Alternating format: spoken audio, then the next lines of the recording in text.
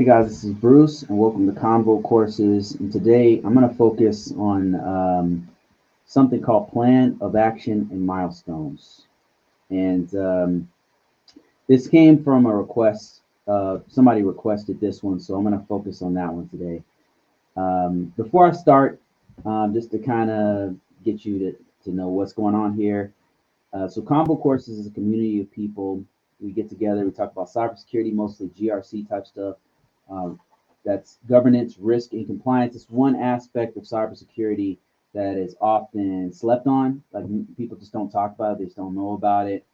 You normally, when you think cybersecurity, you think about hacking, or you're thinking about forensics, or you're thinking about something like that. Some of the sexier aspects of cybersecurity, but you don't think about GRC, you don't think about documentation, you don't think about continuous monitoring, you don't think about disaster recovery, you don't think about all those kinds of things. That's mostly what I talk about because that's mostly what my profession is in that right there. So um, somebody asked me about plan of action and milestone, and they were nervous about it. There's like a new ISO, a new information security officer, a new compliance officer, and they're like, man, what do I do with plan of action and milestone? Because that's a big part of my job. And before we get into that, I want to kind of give you a big picture of what this whole landscape looks like, right? Cybersecurity and GRC, governance, risk, and compliance. So one of the big things that we're trying to do is we're trying to manage the risk. What do I mean by that? So in an organization, you have hundreds and hundreds, or sometimes thousands and even millions of vulnerabilities. What are vulnerabilities? It's weaknesses on servers, weaknesses on computers, on laptops, weaknesses on your phone, on mobile devices, anything with compute power, anything with uh, storage, compute, or transferring data. Anything can have a vulnerability. It could be a vulnerability, could be the firmware needs to be updated. It could be the the operating system is on an old version of Macintosh. It's on an old version of Red Hat. It's on an old version of whatever. You choose your operating system.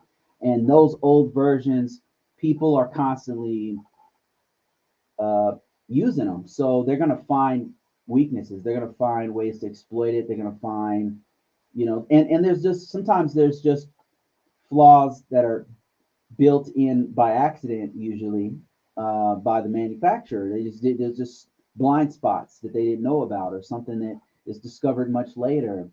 So those are vulnerabilities, like methods of people to bypass basic security features, or maybe something that's a flaw that makes it so that you have network congestion. All of those are what you call flaws in the code, not only in operating systems, by the way. It could be in applications, it could be in physical security. Physical security could be like, hey, we really need a fence. We don't have proper fencing. We don't have proper physical security units, people walking around the area. We don't have proper badges. People aren't wearing their badges properly. All of those can be exploited. Those are all things that can be used to somebody's advantage. So how do we, as cybersecurity people, as IT professionals, as GRC people, how do we deal with this? We're not going to fix 100% of everything. The name of the game is managing the risk. That's what we're doing. We're managing it to an acceptable level to where we can perform our business and mission functions, the basic things that we need to do, and not lose money, not lose people, not lose resources.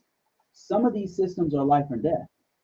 Sometimes if the system goes down a long time, it's not just money or reputation, it could be life or death. We're talking about very important systems in some cases. Some national security systems are dealing with things that might be life or death. So there's different levels of risk that an organization can take, and this is not one size fits all, right? So when you go from when use myself as an example, when I've gone from DoD let's say Air Force. I was working for a unit in the Air Force, and then I moved over to another unit at NASA. Completely different. Like they're both using NIST 800, but the way they interpret how to use it is pretty different. Once you know NIST 800 or whatever framework you're using, whether it's HIPAA or it's PCI DSS or Sarbanes-Oxley or whatever framework or standard or whatever you're using, once you understand it enough, wherever you go, you're going to understand what's going on. And that's kind of what's happened with me. So when I go from one federal organization to another, it's different, but I can very quickly pick up and like, oh, okay, that's what they're trying to do here, right? And their interpretation is slightly different on this particular control than this other organization. They do things differently here, and the environment is completely different. When you go from one place to another, the environment is completely different, and they have slightly different terminology. They have different way of doing things.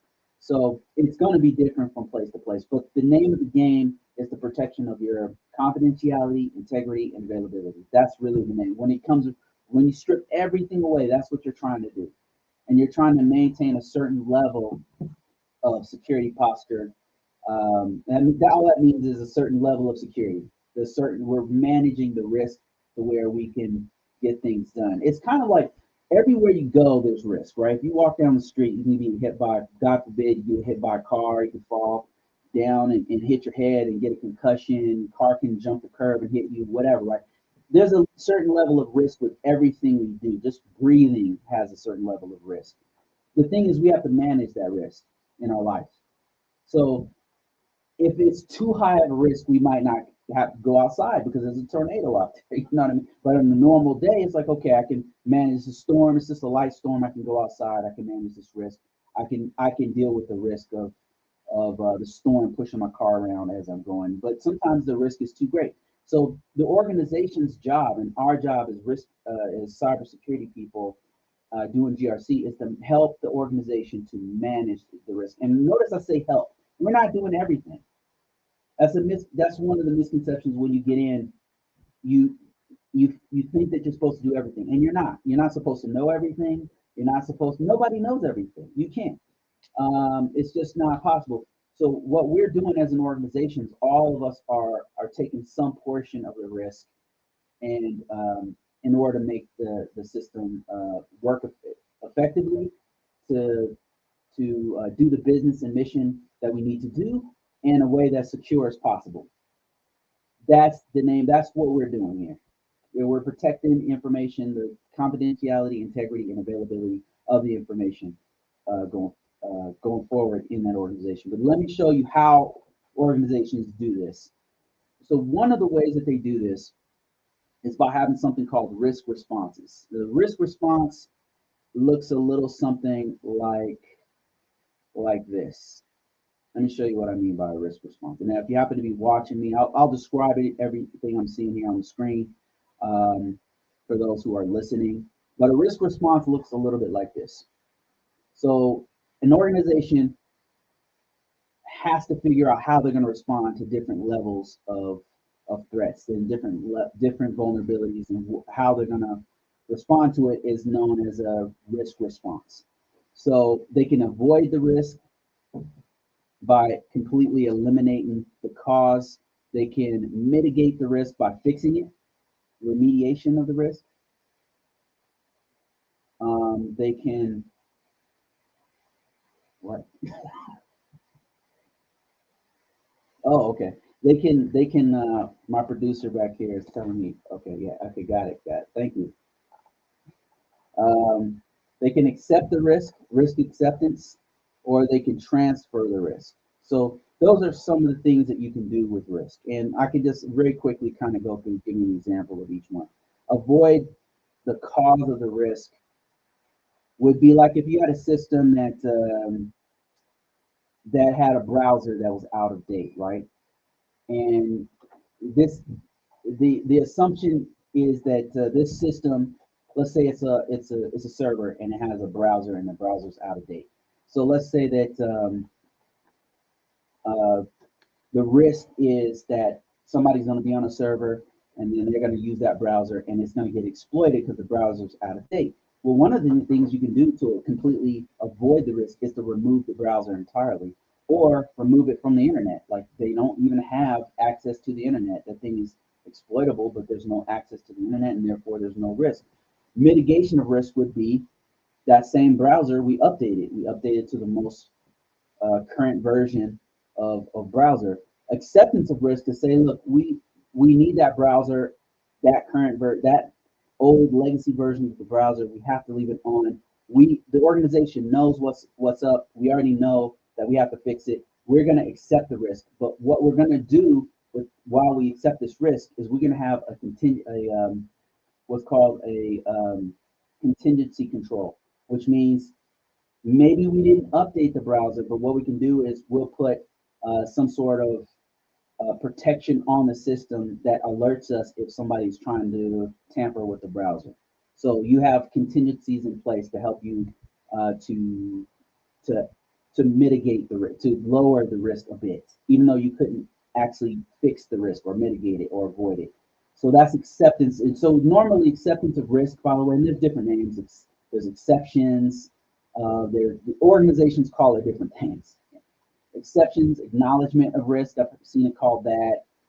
Normally they have a document that says, okay, we know that this is a risk. Here's the browser. It's related to SI2 law remediation, but here's the contingencies that we're putting in place. We have a firewall in place. We don't allow anybody to get on that system that's not an authorized user. It can't browse to certain sites. It can only go to these 3 sites right here. It's got a whitelist to where it can only go to these 3 places.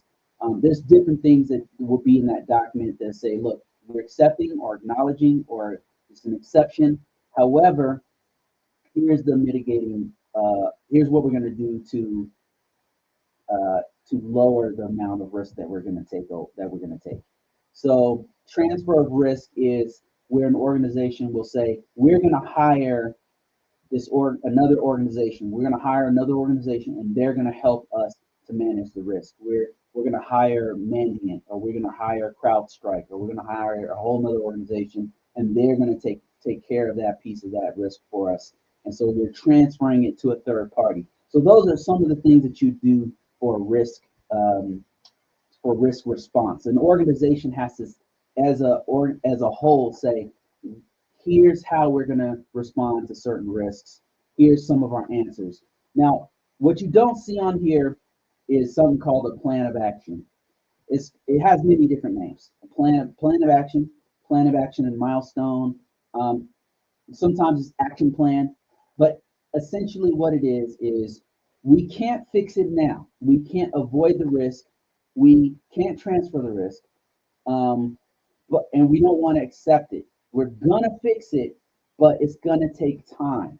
And so that would probably, I don't know where you put it on this spectrum of risk.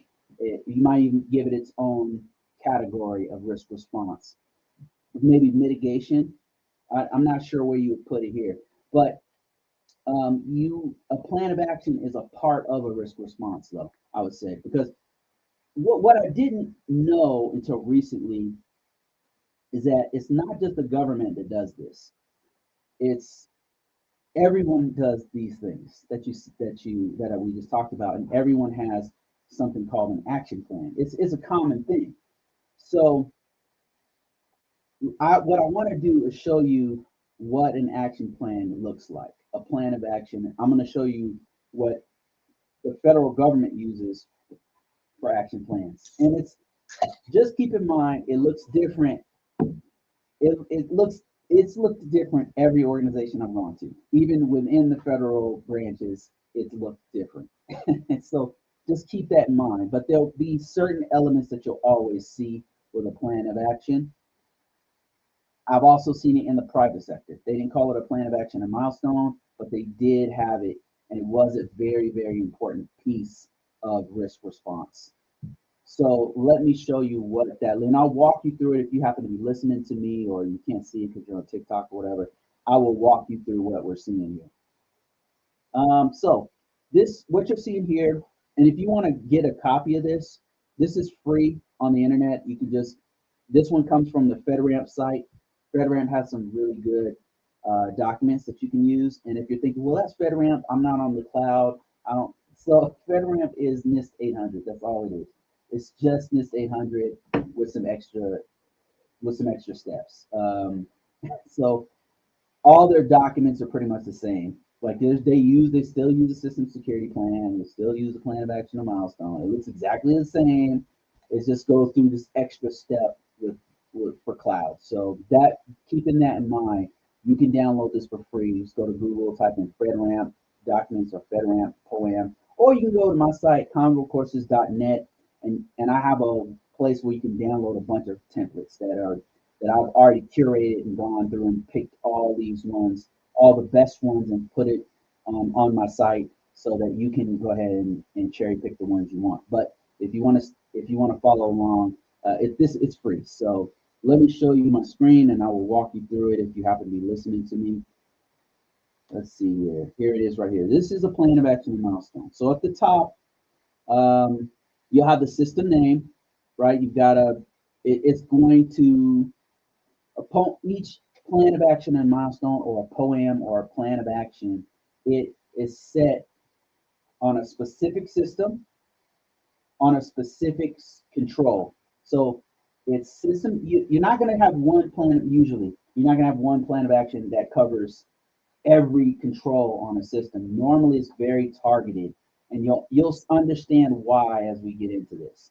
So the plan of action is going to be specific to one system, and it's going to be usually specific to one weakness that's on the system, one vulnerability is addressing. And that's an important thing to understand, and most organizations do it like this. Okay, so now check this out. It starts out with the name of the system, and of course you can have some other information there. It's pretty important, like the date that it started, and then like the level of the system.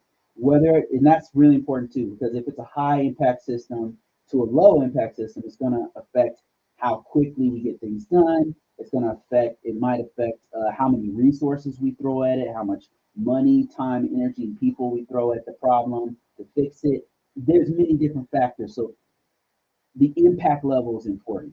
So that's in the very top field that we're looking at. Now, as we dig into this, the very first field we see below that is what's called a plan of action ID, or action plan ID. Some unique identifier that's going to identify this specific plan of action, because there may be many. So I've gone to organizations that had hundreds of them, hundreds and hundreds of them. So you want to have some sort of method of identifying that specific one, because you can have 100 different plan of actions that address very, very similar weaknesses within the organization.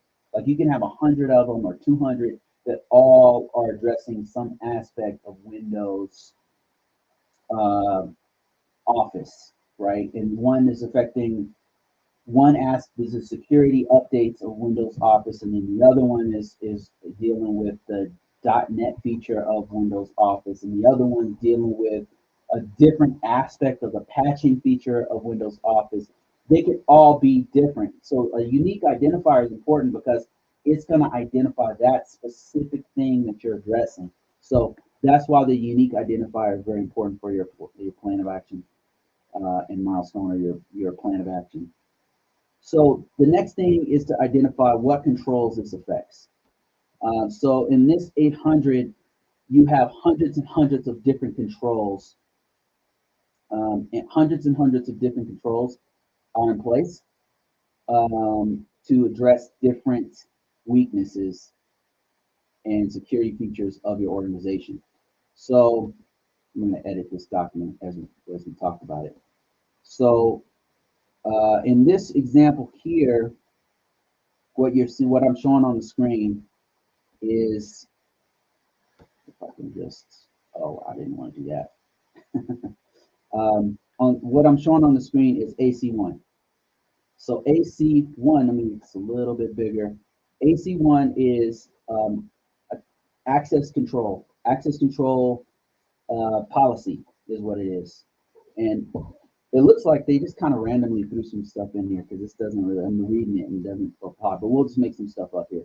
So, AC1 is actually access control policy. And if you didn't, so an example of a weakness would be that the organization doesn't have an updated version of access control policy. So what you would do here is you would explain that in the weakness name. You would explain, hey, the organization doesn't have it wasn't signed. They have a policy, but it wasn't signed by the organization, and you would just explain that. Org one does not, AC not addressed in policy. So you could say something like that. And now what we're going to do is describe how we're going to fix it, who's going to fix it. So a plan of action milestone is just addressing of who, what, when, where, and why. Like that's it. It's super simple. If it's answering who, what, when, where, and why, and how, that is going to cover everything of your. That's everything you need. That's your plan of action milestone. That's what it does. If it answers those questions, you know you're going in the right direction. Now, if your organization has a plan of action process, but they don't, it's not addressing who, what, when, where, and why. Like you can't give it to somebody else and they can't figure out like who is going to be the person who's going to fix this. What time frame are we going to fix it in? What do we need to fix it? And what is it actually addressing? If it doesn't address those things, then you as a cybersecurity GRC person could go to the organization and say, hey, we should probably add a POC portion to this document. We should probably, because this doesn't have a POC portion. And I've been in organizations where, it was a little lacking. So you just massage it and get it a little bit better. So, and I'm seeing questions pop up on TikTok and on YouTube and Facebook and stuff. So I'll address those after this. I just want to get through this. So, and I'll go through this pretty quick. So, we talked about the name, we talked about the control that we're talking about here. Then the description of the weakness and other information. So this is where you would just describe more of what's going on. We'd say organization one has a policy that's in place. However, it doesn't address AC controls. We're going to add the AC controls to the policy, right? So we just describe what's going on. And then the next one, we're talking about how was this weakness discovered? And that's called the weakness detector source. I mean, you can call it whatever you want, but essentially is how do we discover this particular weakness? And in this case, maybe it was from an inspection we had. We had an inspection, and then they would look through all of our policies and they can see, okay, these guys have a policy, but the AC controls wasn't addressed. They don't have a separate AC control policy that's addressing access control. So it was, and you would put in here that it was found via IG inspection or whatever. Now, in this example that I'm showing on the screen here, it's showing that Nessus was a scanner, a network scanner was used, and that's one way that you could. There's many different ways that you could discover a weakness. Like it could be just a routine self-assessment that you guys do annually or something, or you could do. It could be a scanner, like you ran a scan and you saw if these systems were vulnerable. Or it could be any number of things. So you would just put the source there.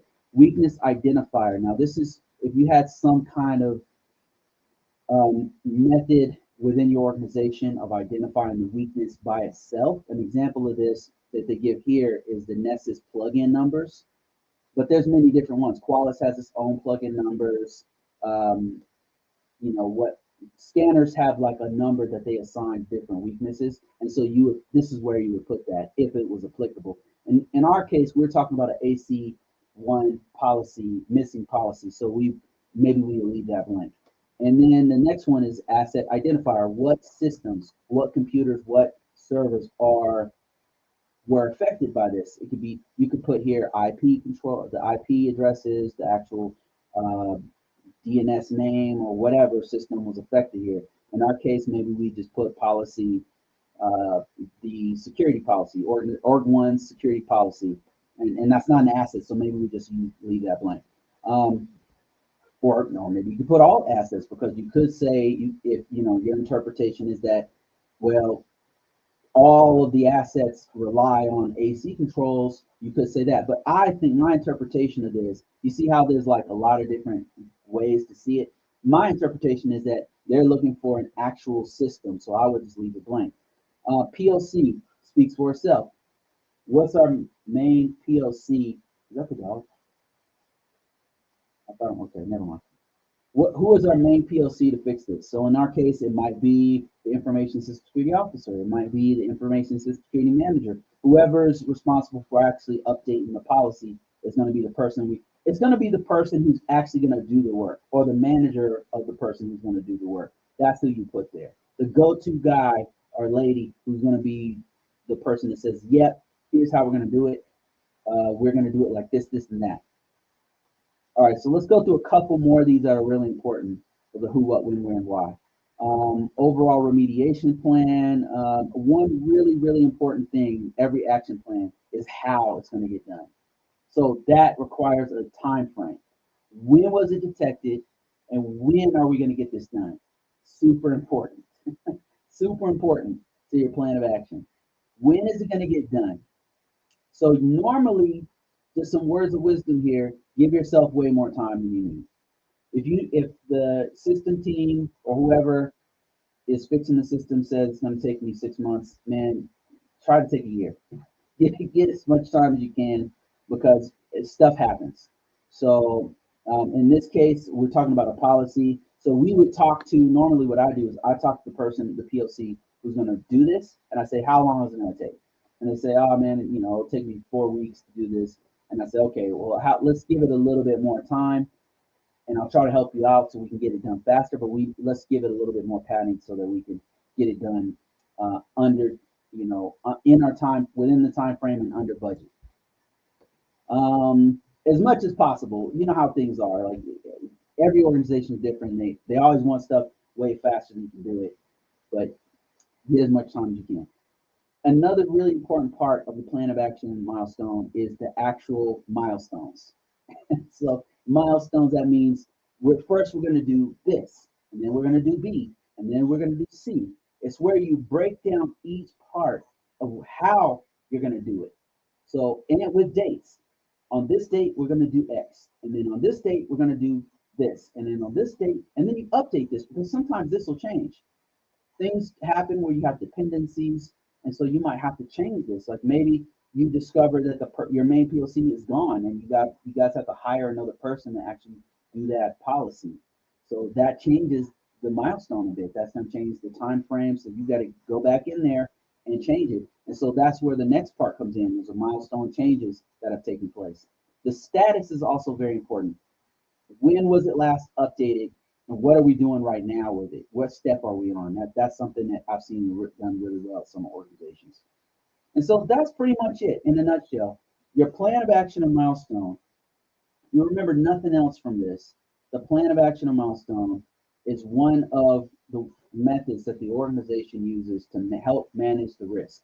You're not going to fix everything immediately. It's just not possible. There's too many moving parts, and any organization says we're going to fix 100% of everything. They don't know what the hell they're talking about. It's probably coming from some manager who's not in the weeds and not doing this stuff on a regular basis. It happens, but you're not going to fix 100% everything. It's not going to happen, right? Especially bigger. Maybe you have one system, right? If you have 1, 2 systems or something like that. But if you have, the more systems you have, the more complex it is, the more it's just not going to get done in the time frame with the resources you have. It's just not.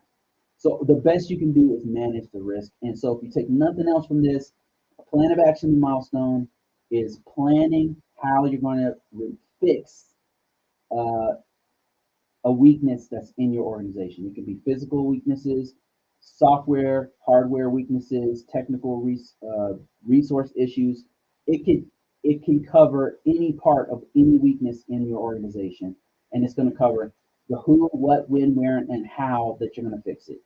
That is a plan of action milestone, or an action plan in a nutshell. That's how you do it.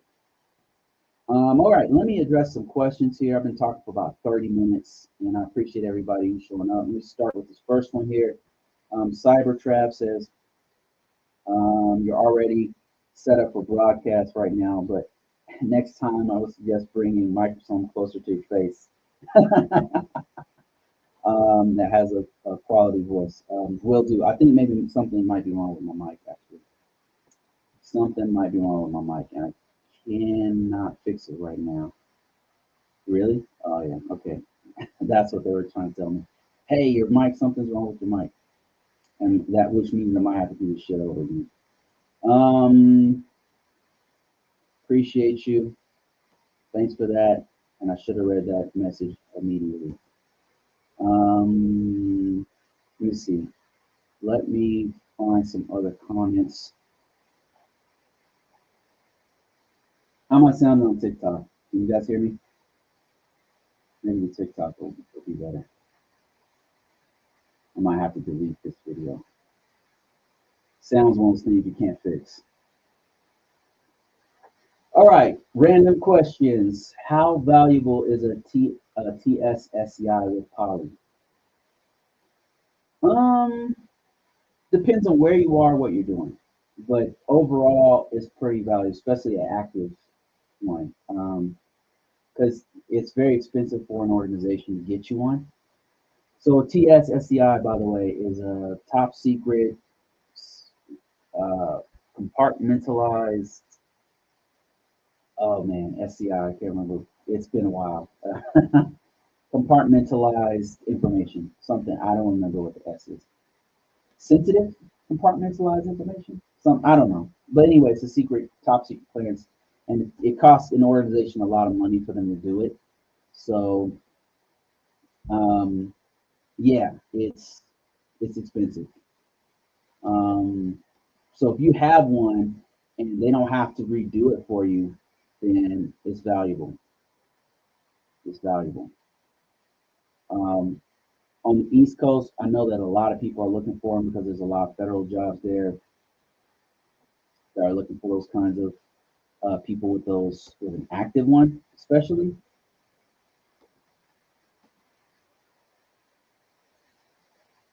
Sounds pretty fair on YouTube. Uh, okay, thank you, appreciate you. Thanks, James.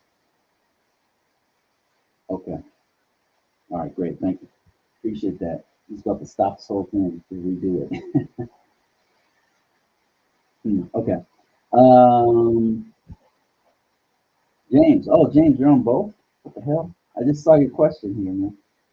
Okay, it says, can you touch on the update to the NIST framework? Are you talking about the NIST cybersecurity framework or the NIST 800 risk management framework? Because both of those in the past 3 years have gone through changes. And I can speak a little on NIST cybersecurity framework, which just went to version 2.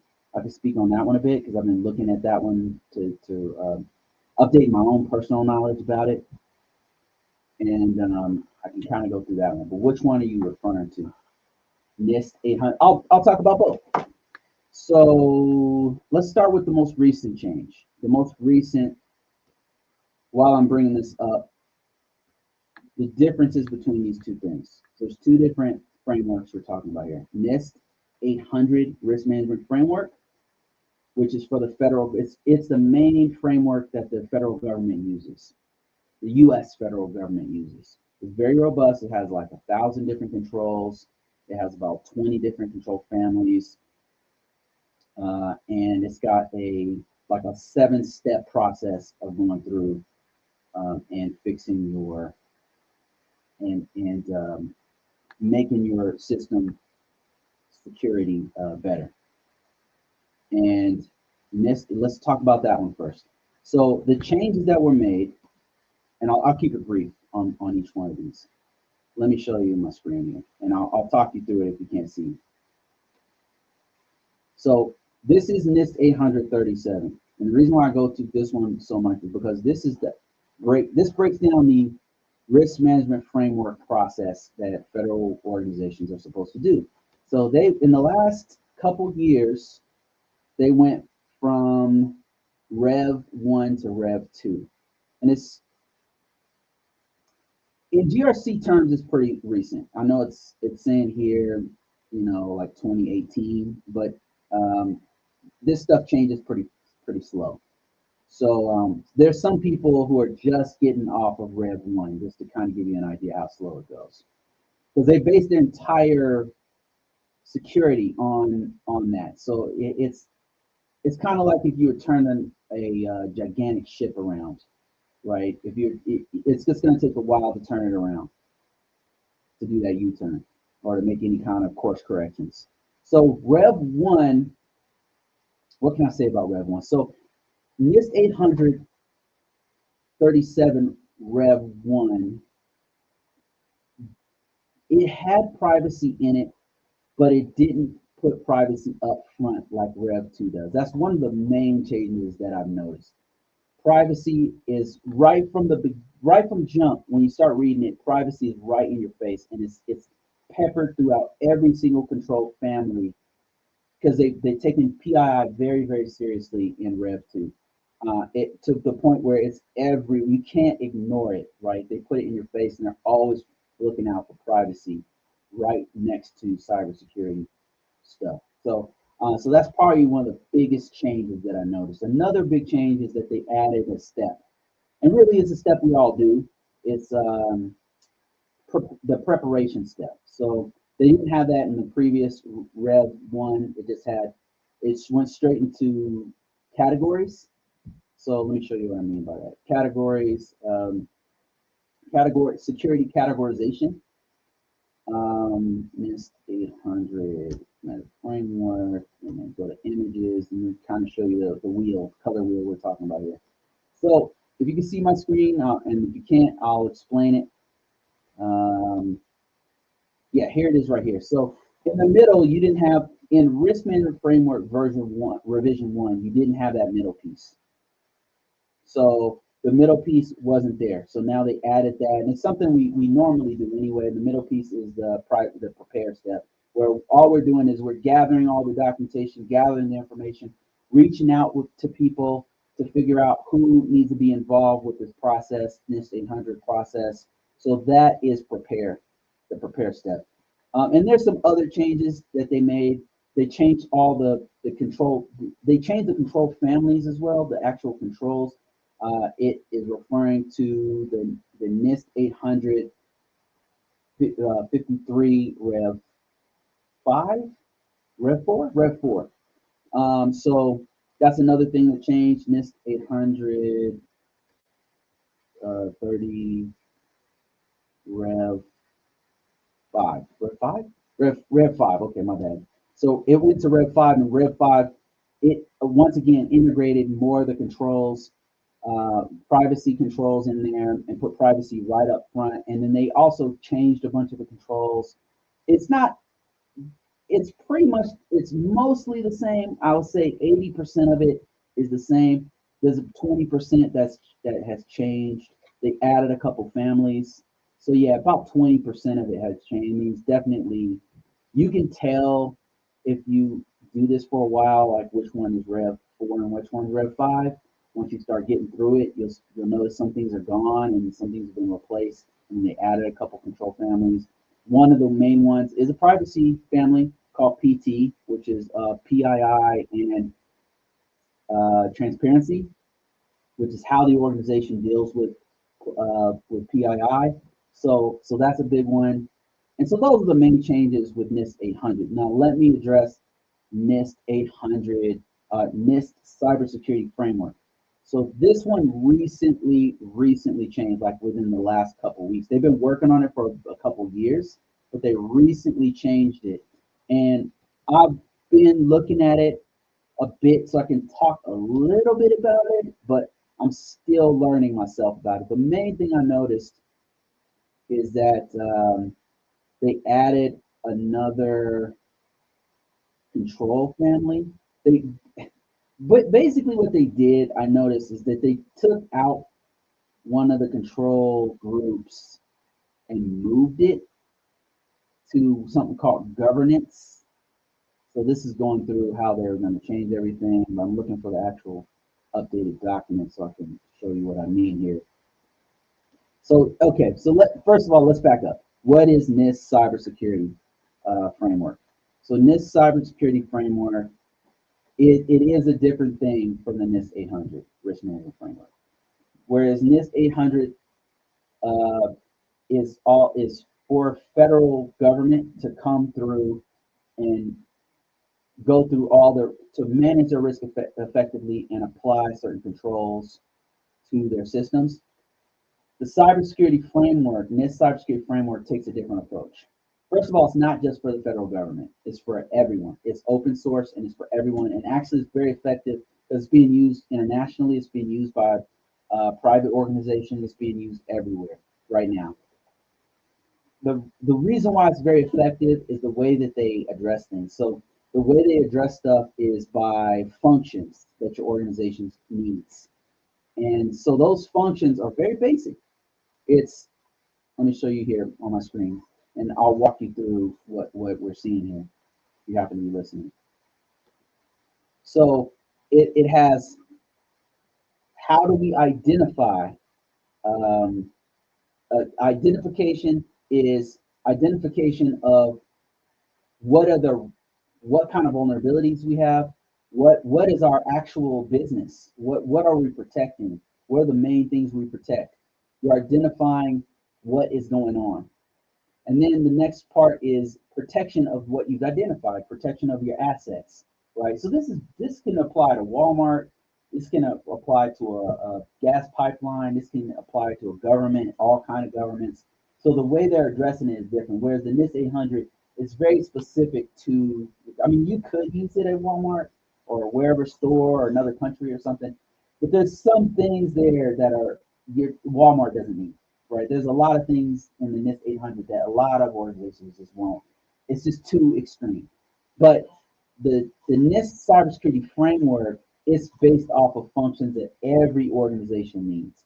You've got to identify what are your assets. You've got to identify the weaknesses there.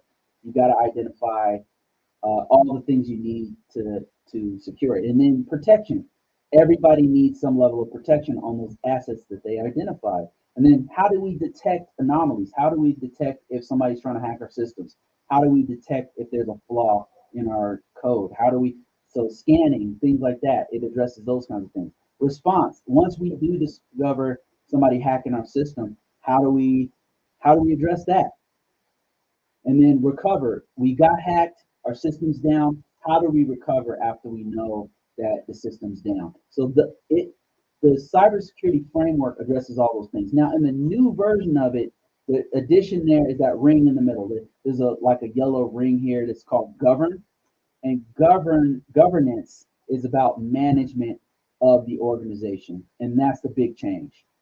So in the previous one, by the way, they had governance in there. It's not like it's not a new concept. It's not new to NIST cybersecurity framework. It's in there. Governance was put in. It was put in a couple of different functional areas. I believe they had governance in identify, and they may have had it in protect. I don't recall, but basically they took it out of those other sections and gave it its own section so that they can focus on that better. So govern has its own ring now, and it looks pretty similar the way they've done this to ISO 27001. Now that I'm looking at it, because ISO 27001 has a whole clause about governance. Like it's all the first thing you do is govern the system. Like who are the leaders, whose leadership, and do they have the proper resources, and are they on board with doing security? That's ISO 27001, and it's kind of looking like a little bit like ISO 27001. So that's the main difference. Once I get deeper into it, I'll be able to explain a little bit more about it. I would like to talk about it actually in greater detail.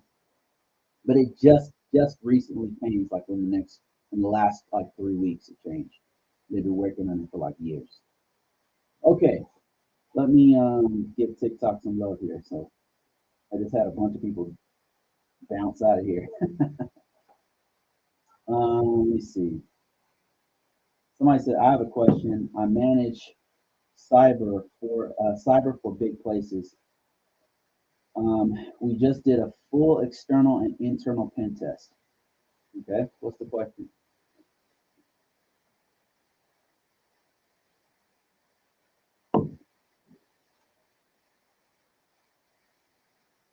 I need to put a remediation plan together, okay, and get teams to address the issues, but I need some guidance. Okay, so this is a great segue into what I was talking about. So one of the things you can do is use the NIST CSF, NIST Cybersecurity Framework. So NIST Cybersecurity Framework talks about exactly how to do what you just said.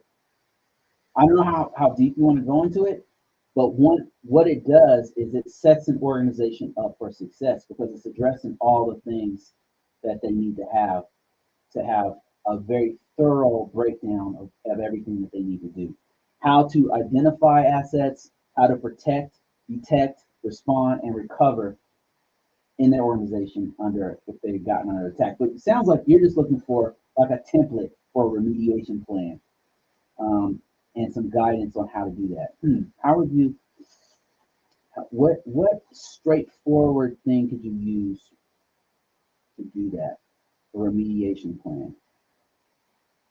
So, in organizations that I've worked in, what we did was after an assessment, what they'll do is they'll have what's called an RAR, a remediation assessment report, and all that does is break down all the things you've discovered. You have a technical piece of it, and you have a non-technical piece. The RAR, the remediation assessment report starts off, and you can find this template on the internet. So just go to the internet and type in remediation assessment report, or RAR. That's how the government, U.S. government uses it. But the template's going to be similar no matter where you go. The first part of it is going to be an executive summary. The executive summary is like a short message to leadership. And the reason why you do that executive summary, it's just a few paragraphs, is because they don't really have time. Your C-level execs, your CIO, your CEO, those guys they're busy doing other stuff, right? They don't really have time to really mess around with the technical piece, and a lot of times they're not very technical.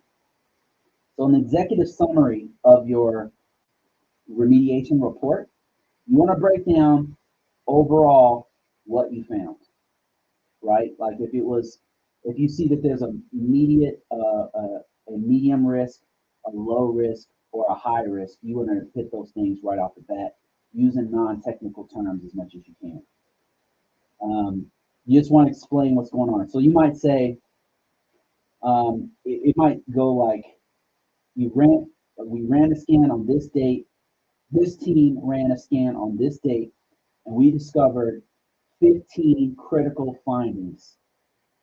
Most of these critical findings have to do with access control, right? You would just right away break down exactly where the problems are, right? So it's not technical. It's very overarching. The stuff that if you were to inform the CIO, the main thing you want to tell them right up front, right? You don't go into details. Of course, there might be some other things that you guys found in your pen test.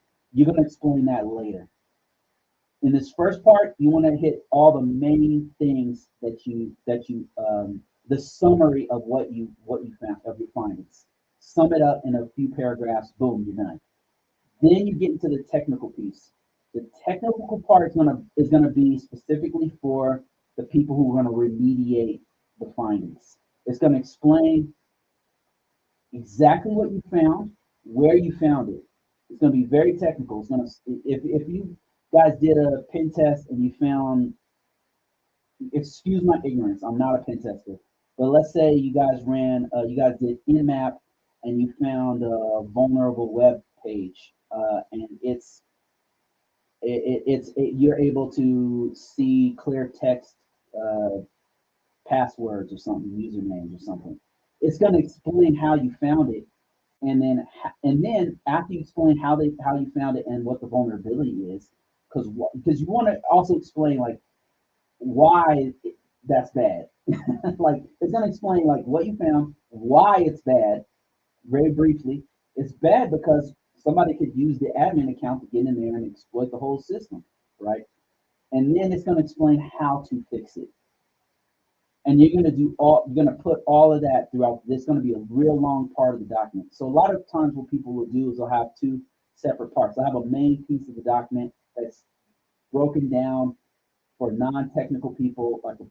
It's like a 3-page document that's going to explain like here's everything. Here's a summary in the beginning, and here's stuff you probably need to worry about. And then when it goes into the real deep technical stuff, it's going to have appendices that go into great detail about what was found, why it's bad, and how to fix it. And that remediation plan is what you can deliver to the customer so that they can take that and fix it, right? And it's prioritized. So it will that's very important too. You want to prioritize it right from the beginning. Like in executive summary, you're going to prioritize what's most important because you might have found 100 different things there, but they're not probably not going to fix all 100 things. But you want them to fix these main 10 things, these top main 10 things. And if they can get to those main 10 things, maybe there's another set of 20 things that you want them to do next. You want to prioritize it right from the beginning. The biggest thing we found were these 15 critical findings where we can see the clear text passwords on these mission essential applications that you guys are using. And then explain like what can be exploited. Another thing, a very effective thing you can do if you have time in the document, if you have an active audience on it, is tell them where other people were exploited using that same vulnerability. So that's what I would do. There's tons of templates that you can use online. They're for free. Um, I might even have a free template on some. Yeah, I might have one. Just go to convocourses.net. I've pulled a couple of examples of templates you can use for a risk assessment report. But if mine aren't good, you can just go to Google and find some. All right, let me see here. We've been talking for about 1 hour. I'm going to pull a couple more questions from YouTube. Let me see here. Okay, got a question from Larry. Hey, Larry, how you doing, man? He says, in the federal agency that I work for, we deal with a lot of software development and tech solutions for other agencies. Okay, we use the FISMA compliance levels low, moderate, and high. And oh, okay, yeah. So yeah, that's what we're using too. We're at low, moderate, and high, which is in line with FISMA and NIST 800 and stuff like that. Same thing. We might even work for the same organization. Let me see.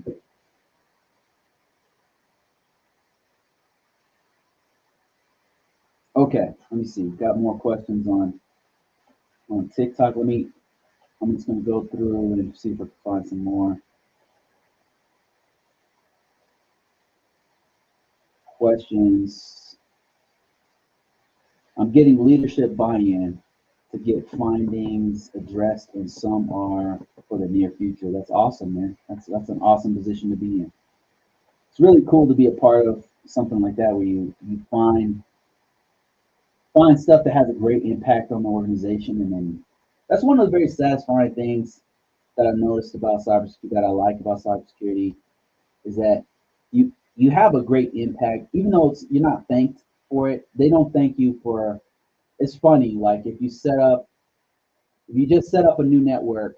I used to be a network engineer. If we set up a network that they really needed, everybody's like, oh, high fives and wow, great, that's awesome. Now we can access the internet from here or whatever. It was crazy. It was like you just won the Super Bowl or something. But cybersecurity doesn't get that kind of props, even though you know what kind of impact you had on the organization. Because if you discovered some crazy vulnerability that wasn't exploited, and you're part of the team that shut that hole, that closed that door on that hole, you know the impact that you had on that on that organization. So assessments give you that feeling, and then I guess pen testing too. I've never done pen testing, but being a part of the team that discovers vulnerabilities and then helps to fix those, or sees those things get fixed, you see the impact that you have on that organization, and that's kind of fulfilling, especially if it's like a bank or something. Let's see here. More questions, more questions. I don't know what's going on with TikTok lately.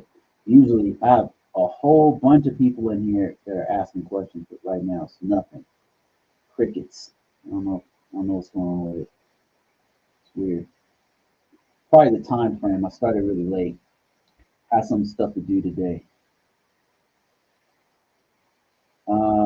And I won't hold you guys too long. I'm just gonna answer a couple more questions.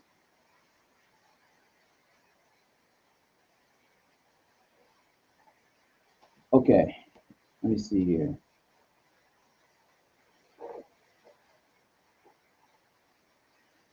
How many security control families from the NIST 800 to the NIST Rev 5 to Rev 5 and Rev 4? And I know it sounds crazy. I don't remember off the top of my head. I want to say it went from 18 to 20, but I think I may be wrong. Rev Rev 5, Rev 4 versus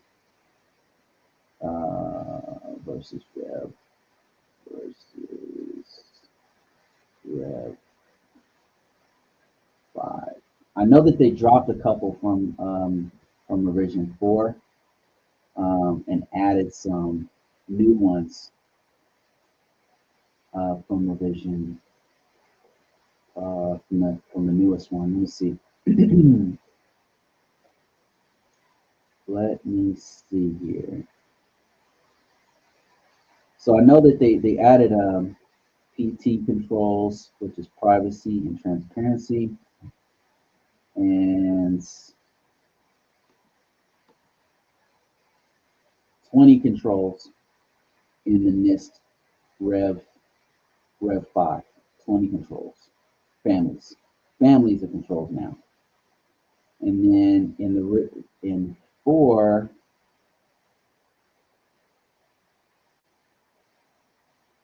it's also 20. Let me see, 1, 2, 3, 4, 5, 6, 7, 8, 9, 18. Yeah, I was right. 18 in Rev 4, and then 20 in Rev 5.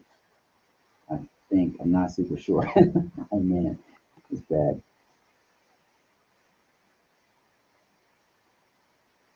Yeah, 18. 18 in Rev 4, and then 20 in Rev 5.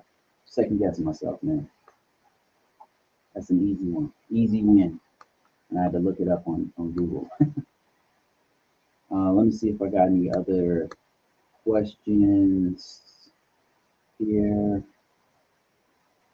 Could you kindly share some information on how to properly decommission a system while maintaining mid-level confidentiality, integrity, and availability? I can tell you how organizations I've worked for have done it. So what he's asking is, decommissioning means like you have an old system and they have to get it off the network. For example, that's one example of it. It could be it's being replaced. You're just removing it, and the functionality is going to be gone. It's any number of things that are happening. But decommissioning just means we're no longer going to use this system, and we got to get it off the network.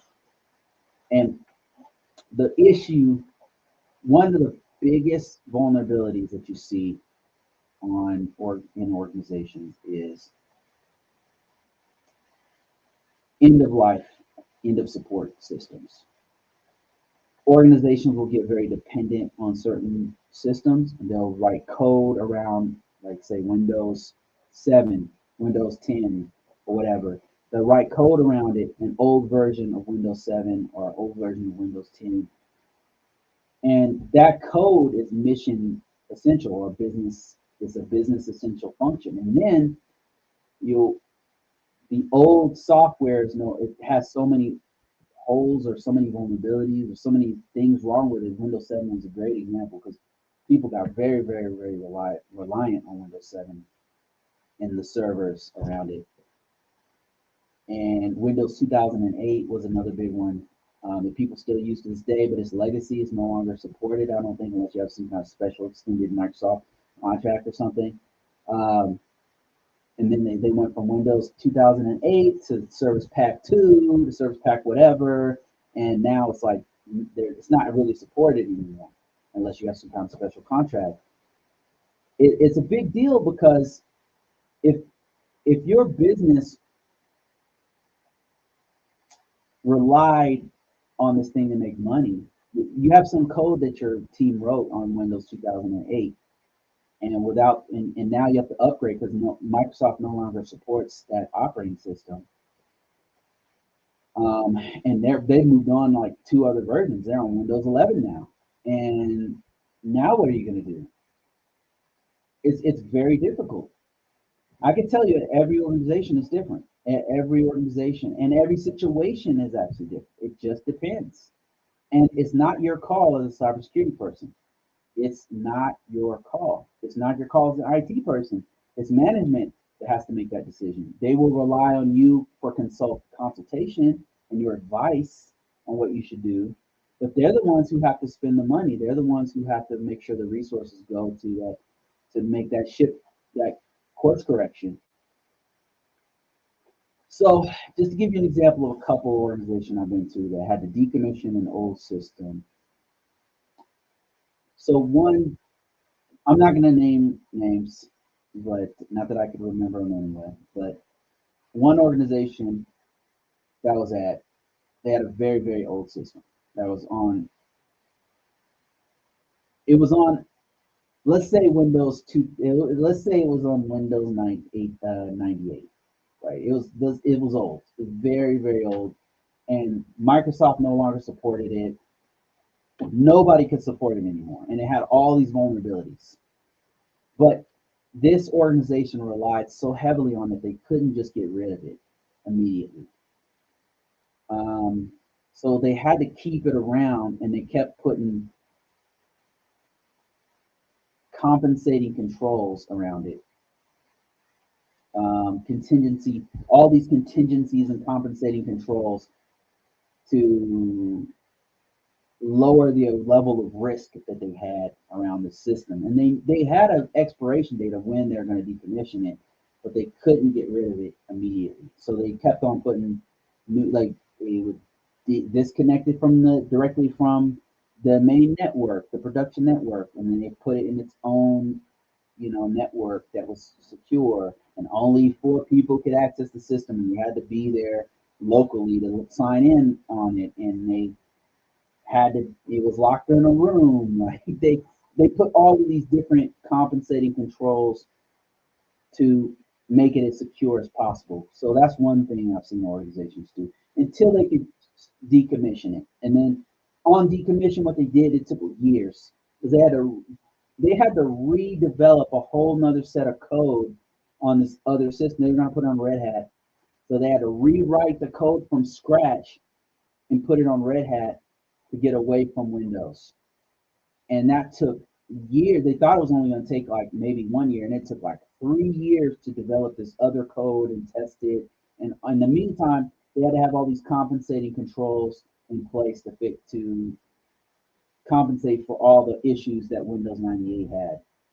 Because Windows 98, you can bypass networking features, you can bypass identification and authentication. You don't have to sign in. There's things you can do to get right in there.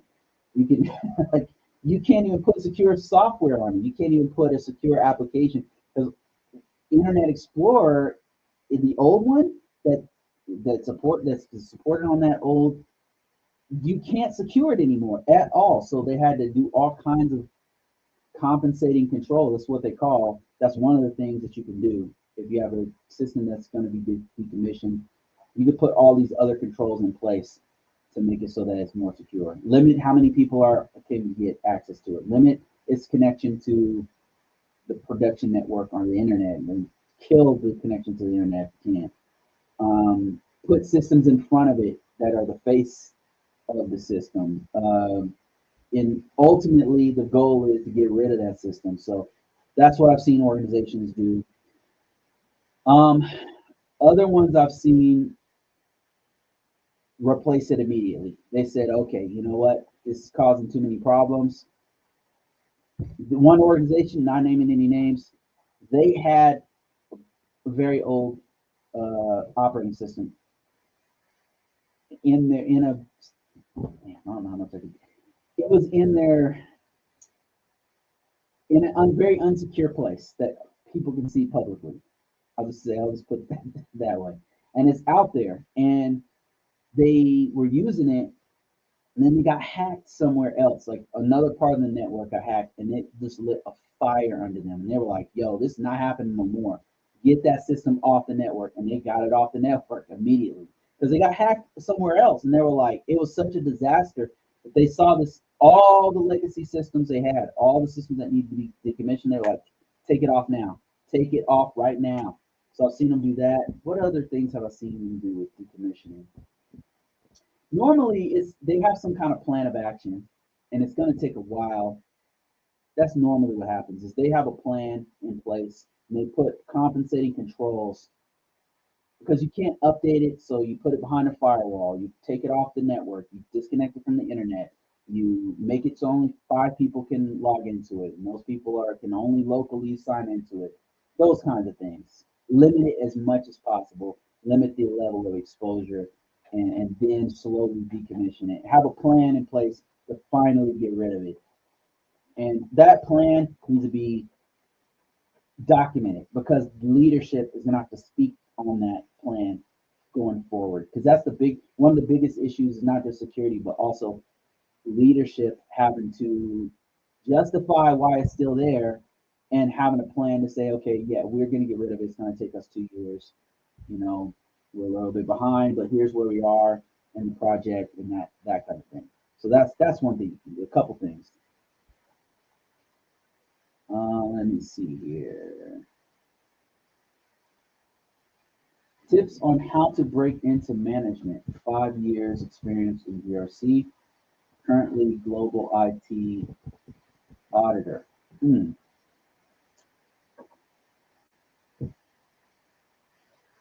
So some friends of mine broke into management, and I'm just thinking of like what they did to get into management.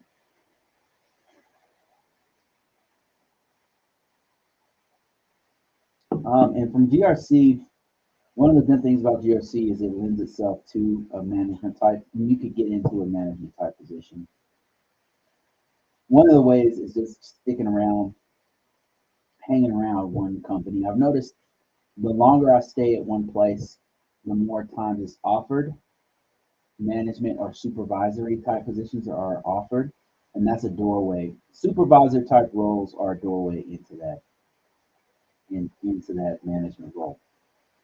One of the things that works every time for management that I've seen, every person I've seen go from GRC to management, is just be a go-getter. Work extra hours, figure things out, help other people, just be a go-getter.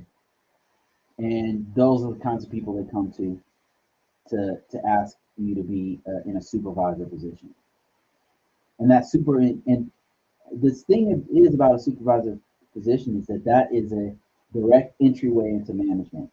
And then once you get to management, upper level management. So that's how I see the best way is to be a go-getter, be a company guy or girl, and go after it. Like be the person who's always helping other people, be the person who stays late, comes in early, Be the person who always does their time card on time. That works, man. I'm telling you, that works. It really works. It really works. Where should I be focusing on? Where should I be focusing on moving to? Best career move, again, 5 years in GRC. It depends on what you want to do. It really depends on what you want to do. It's not a one size fits all type solution. You said management. You want to do management. So, best career move. There's a few things you can do. A few things you can do. Um, Management at some companies is pretty competitive. So, what you could do is go for start a master's degree, right? Um, that's one thing you can do to kind of tick that box. If you're trying to do management, it will come up. A master's degree will come up, depending on the type of organization. Stay in one organization. Find a good organization and just stay there. Longevity really matters for what you're trying to do. If you're trying to do management and move up in ranks. Another thing is, if you don't want to stay there, when the next time you make another move, try to move up when you go to another company. That's another thing you can do. If for management, those are probably the things I've seen people win the most with. Another thing would be to get a professional level cert. That would be like CISSP, a CASP, something like that. A high level CISA, a CISM. Those are high level professional level certs that just having that will get you senior level positions. You'll get offered opportunities for senior level positions, management positions, and things like that.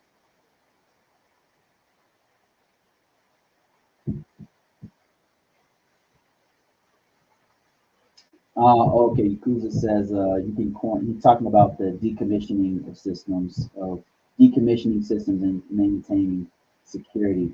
He says you can quarantine it, put a firewall around it, mitigate it to the cloud, hide it, but the best thing to do is just get rid of it. Amen. That's exactly right. The best thing to do is get rid of it. One of the biggest risks. I know you've seen it as a pen tester. One of the biggest risks to an organization and the biggest hacks that happen, especially from external sources, is when people have end of life and end of support systems because people, the longer it's out there, especially if it's in a DMZ or externally facing system, people just find all kinds of holes. They find ports, protocols, and services that are just open, and that's the reason why that Microsoft or Red Hat or Mac or whoever, whatever system you have, that's why they're moving away from that operating system because it just starts taking on too much water, and it's better to just nuke it and go to another system. All right, I think that's it, guys. Thank you so much for watching. It's been about a little bit over an hour, and I apologize for starting late. I had some business stuff to attend to, but I will be back on here again talking about GRC type stuff, answering questions. I appreciate everybody who's jumped on here. I'll try to be better with my mic next time. I hope you guys can hear me on this mic. Can you hear me? Can you hear me? Can you hear me? Larry, thank you for that, man. I appreciate you. Larry said, this is my last question. Thanks for that $20. He says, Larry, damn, 20 bones. Thanks, Larry. Shout out, Larry. Larry said, the NIST standard is interesting stuff. Some similarities that you would imagine between public-private sector when it comes to information security. I think that the trend will continue. I appreciate the conversation as usual. Oh, thanks a lot, Larry. I appreciate you, man. Thanks for that $20, man. Thanks. That's invested in my drinks that I have. You know, I have all kinds of drinks back here, and I owe these to my man Larry and a few other people who've been supporting me. And Larry, if you have any kind of websites or products or services, I'll be happy to promote it. I'll make a commercial. I'll put it here on the screen. Let me see. Thanks again. Picked up your book on Amazon. Great read. Thank you, sir. Thanks, Jaden. I appreciate you. If you guys didn't know, I've got books, I've got products, I've got services, I've got all kinds of stuff. If you want to learn more about this, you can go to Amazon, search me out, Bruce Brown, Convocourses, Miss 800. You'll find me all over the internet. Got books, got courses, got advice. If you buy my course, one of the things that you have is that you can contact me directly, and I'll help you out as much as possible on private line. We can talk back and forth, and any question you have, that's one of the things I give to my students. And we can work it out together, figure it out. Thanks a lot, guys. That's it. The audio is good on TikTok. Thank you so much. But it's bad on YouTube. Oh, damn. All right, I'll fix that. I'll fix that. Actually, right after this call, I'm going to fix that right now. All right, guys. See you later. Talk to you next week.